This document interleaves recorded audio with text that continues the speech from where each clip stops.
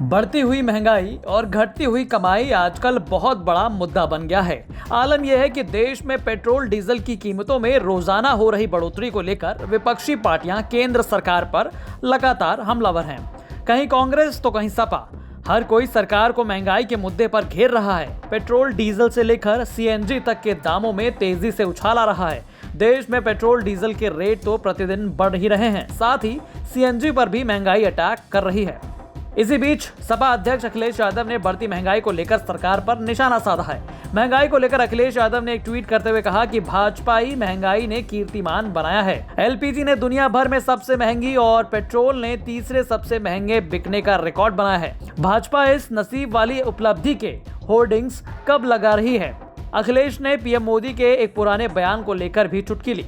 दरअसल एक बार अंतर्राष्ट्रीय बाजार में कच्चे तेल की कीमतों में गिरावट आई थी, जिसके बाद पेट्रोल डीजल की कीमतें सस्ती हो गई थी। इस दौरान एक जनसभा को संबोधित करते हुए पीएम ने कहा था कि विपक्ष कह रहा है कि मोदी नसीब वाला है। यदि मोदी के नसीब से देश की जनता की जेब में कुछ रुपए बचते हैं तो इससे अच्छा क्या होगा।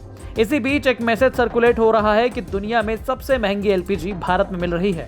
इस बात को लेकर लोग लगातार सरकार को घेर रहे हैं। अब चलिए हम आपको बताते हैं कि दुनिया में सबसे महंगी एलपीजी भारत में क्यों मिल रही है। तो इसका सीधा जवाब है मुद्रा की क्रय शक्ति।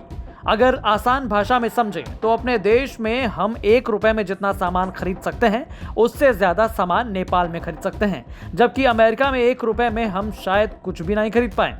मतलब ये हुआ कि हर मुद्रा या करेंसी से उनके घरेलू बाजार में कितना और क्या सामान खरीदा जा सकता है वो उसकी क्रय शक्ति होती है। अलग अलग देशों की मुद्रा की चेंजिंग पावर अलग अलग होती है, लेकिन इंटरनेशनल मार्केट में जाते ही मुद्रा की क्रय शक्ति बदल जाती है और यही कारण है कि भारत में एलपीजी की कीमत दुनिया के मुकाबले सबसे ज्यादा है। जानकारी के लिए बता दें कि देश में पेट्रोल की कीमतें भी लगातार बढ़ती जा रही हैं और आलम यह है कि प्रति व्यक्ति की रोजाना आय का करीब 23.5% हिस्सा प्रति लीटर पेट्रोल खरीदने पर खर्च हो रहा है। भारत से आगे उसके दोनों पड़ोसी देश हैं। नेपाल में पेट्रोल पर रोजाना कमाई का 38.2 हिस्सा खर्च करना पड़ रहा है, जबकि पाकिस्तान में 23.8% हिस्सा पेट्रोल की खरीद पर जा रहा है। भारत में डीजल के दाम भी 100 रुपए प्रति लीटर के पार चले गए हैं। ऐसे में यहाँ रोजाना इनकम का 20.9% हिस्सा इसकी खरीद पर जाता है। भारत से आगे नेपाल 34%, पाकिस्तान 22.8% जैसे 7 देश हैं। ब्यूरो रिपोर्ट, यूपी तक।